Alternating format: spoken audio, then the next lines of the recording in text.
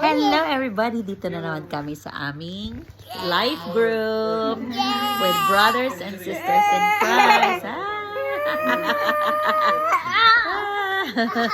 Send to you pagkain parada mula sa ating munting kusina. Lal's Kitchenette here. Ating mga ka-kitchenette dyan. Punta tayo maya-maya lang sa ating Pinoy Life Group Fellowship ngayong gabi. At ito ang ating baon. Meron tayong longganisa lang ang dala kong ulam. Pero sweets overload. Ube halaya with cheese. Ito ang ating extra coconut jam para sa ating putomaya. There you go. Tapos meron tayong white biko with bokayo.